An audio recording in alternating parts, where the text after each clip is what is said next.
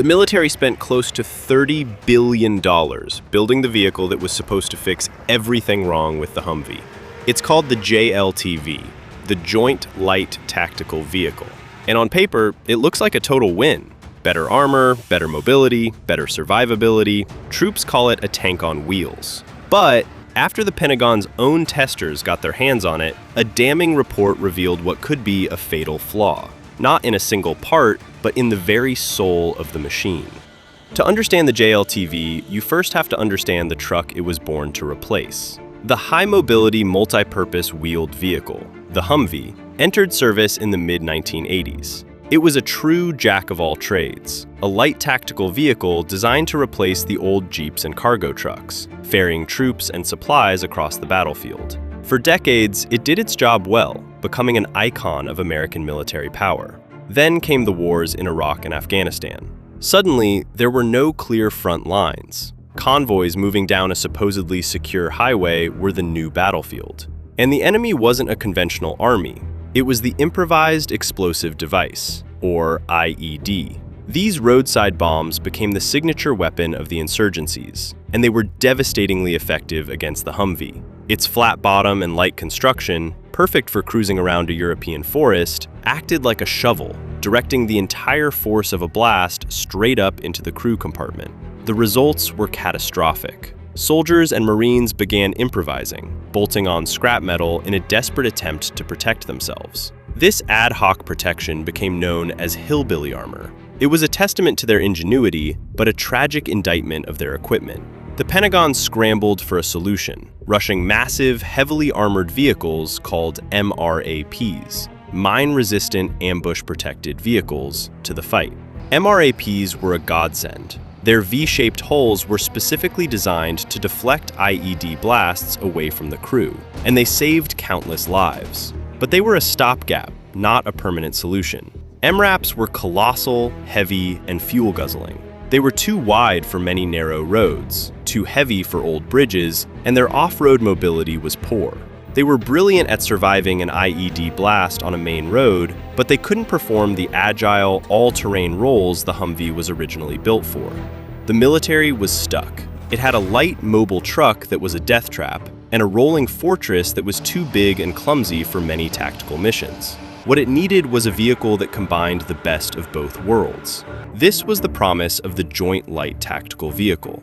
The Joint Light Tactical Vehicle program kicked off as a joint effort between the Army and Marine Corps, with Oshkosh Defense winning the first major production contract in 2015 for a deal worth roughly $6.7 billion, covering the initial production run. The pitch was ambitious: MRAP-level protection, off-road performance closer to a Humvee than a heavy blast truck, modular variants for troop transport, weapons carriers, and command vehicles, digital systems built in from day one instead of bolted on afterward. Depending on configuration, the unit price has commonly landed in the range of $400,000 per vehicle, sometimes more once mission kits and armor packages are added. Multiply that across tens of thousands of vehicles, and the total program value has run into the tens of billions. The JLTV program moved into production, and in 2019, the first vehicles began rolling out to Army and Marine units. It seemed like a resounding success.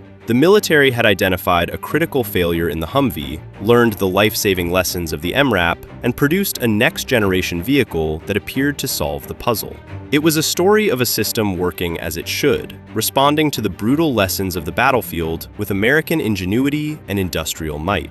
But behind the scenes, as the JLTV was being put through its paces by the Pentagon's official watchdog, the Director Operational Test and Evaluation, or DOT&E, a very different story was emerging. The first reports from this rigorous testing process began to surface, and they contained a judgment that sent shockwaves through the program. The super truck that was supposed to be the ultimate protector had a dark secret.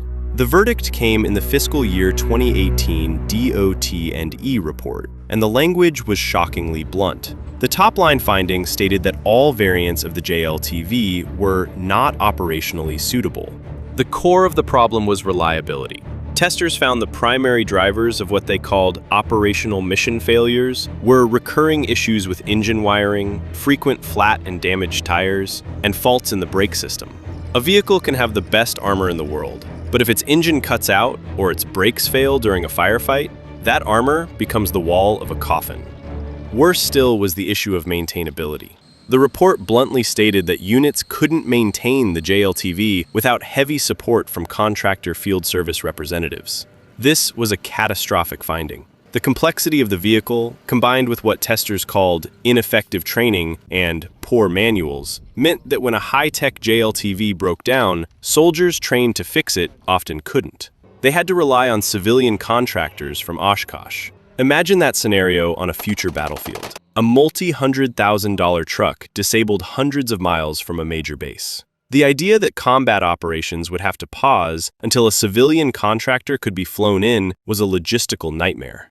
Then there were the safety and situational awareness issues. The report noted that the crew had poor visibility due to blind spots around the vehicle.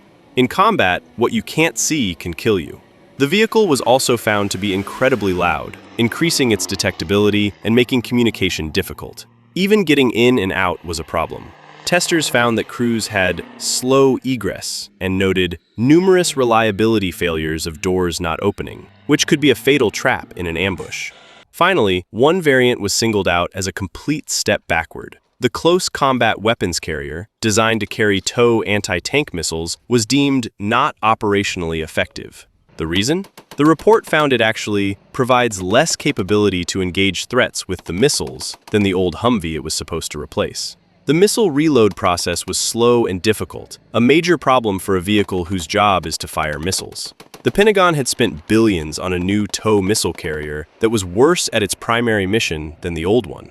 To their credit, the Army, Marine Corps, and manufacturer didn't ignore the report. Oshkosh Defense made physical changes to address some of the most visible complaints. Larger rear windows on the four-door variant to cut down on blind spots, a front-facing camera to help drivers see obstacles and terrain they couldn't see directly, and a muffler system to address the vehicle's noise signature. The services also pushed back on part of the narrative. Program officials argued that many of the deficiencies were procedural rather than fundamental, fixable through better training, updated manuals, and adjusted maintenance procedures rather than a redesign.